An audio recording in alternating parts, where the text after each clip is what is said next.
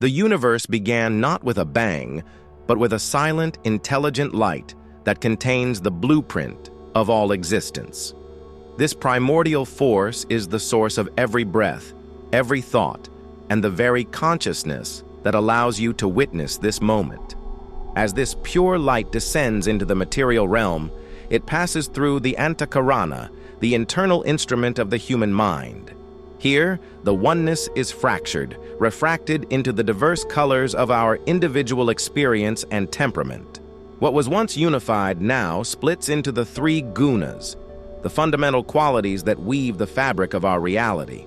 One stream carries the clarity of wisdom, while others carry the heat of passion and the weight of darkness. Within the seeker, dressed in simple hand-woven cotton, these energies flow through the nadis, the subtle channels of the energetic body. The spine becomes a lightning rod, connecting the earth below to the heavens above in a silent, pulsing dance of light. When the lower qualities dominate, the inner landscape becomes a battlefield of restless desires and heavy, stagnant clouds. This is the state of Rajas and Tamas, where the soul feels trapped in a cycle of endless agitation and mental fog. In the heat of anger, a thick, oppressive smoke chokes the heart, obscuring the natural light of the self. The peace of the ancient courtyard is lost as the mind becomes a prisoner to its own shadows and heavy grievances. Frantic energy, seeking expression, crackles like trapped lightning within the lower centers of the body. Without direction, this powerful force becomes a desperate fire, burning through the seeker's resolve and clarity. At the base of the spine, the Muladhara chakra vibrates under the immense pressure of unrefined impulses. The vessel groans under the weight of energy that has no sacred path to follow, building toward a breaking point. When the discipline of the senses is lost, the life force leaks away, spilling into the earth like precious oil from a broken lamp. This downward flow drains the seeker, leaving the spirit parched and the path to higher consciousness obscured. A moment of sensory gratification offers a fleeting shadow of peace, but it vanishes as quickly as a candle in a storm. The relief is a hollow echo, leaving the soul deeper in the haze than it was before the fire was lit. In the aftermath, a cold, gray vacuum settles in the chest, marking the exhaustion of the vital prana. The silence here is not the silence of peace, but the heavy stillness of a well that has run dry.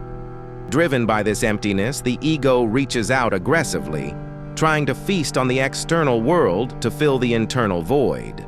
It is a hunger that can never be satisfied, a vortex that only grows larger the more it consumes. The unpurified mind is like a monsoon river, brown with silt and debris, roaring uncontrollably through the canyons of the heart. Its momentum is fierce, carrying away the foundations of discernment and the calm of the witnessing soul. Attempting to force the mind into silence with sheer will is like trying to dam a flood with a single wall of stone. The pressure only mounts until the barrier shatters, creating a chaos more violent than the river itself. But as sattva, the quality of purity, rises, the light of understanding begins to calm the turbulent waters. The jagged waves smooth into a clear, tranquil stream, reflecting the sky rather than fighting the earth. The power of focused practice creates a shield of light so intense that the shadows of the past can no longer touch the seeker. This is the threshold of transcendence, where the gravity of worldly desire is finally overcome by the radiance of the spirit. The mind becomes a mountain lake, so still that not a single ripple disturbs the reflection of the infinite stars. In this perfect stillness, there is no difference between the water and the sky, between the soul and the cosmos. The sword of Atma-vichara, or self-inquiry, cuts through the densest illusions of the ego with a single sharp stroke. Who am I? With this question, the tangled webs of mine and thine fall away, revealing the underlying truth. The world continues its dance of change, but the witness remains unmoved, rooted like the ancient tree above. Storms may blow and seasons may turn, but the center of the lotus remains dry and untouched by the waters. The repetition of the sacred name sends ripples of order through the chaos of the internal and external worlds. Vibrating with the resonance of the divine, the scattered pieces of the mind align into a sacred geometry of peace. In the heat of devotion, the emotions are purified, rising as sweet incense toward the heart of the Creator. The collective voice of the faithful turns individual struggle into a rising tide of celestial joy.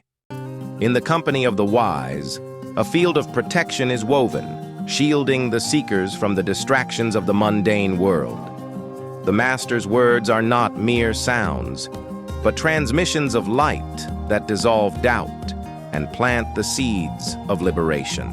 The journey is complete when the fires of the earth are drawn upward, transformed into the gold of pure consciousness. Each center of energy, once clouded, now blazes with the light of 1,000 suns, illuminating the path to the crown. The last boundary of the individual self dissolves, melting into the ocean of existence like a drop of water returning to the sea. There is no longer a seeker, only the seeking; no longer a drop, only the infinite expanse of the divine. This is Ananda, the bliss that is not born of gain and cannot be taken away by loss. In this eternal pulse, the soul realizes it has always been home, resting in the heart of the infinite.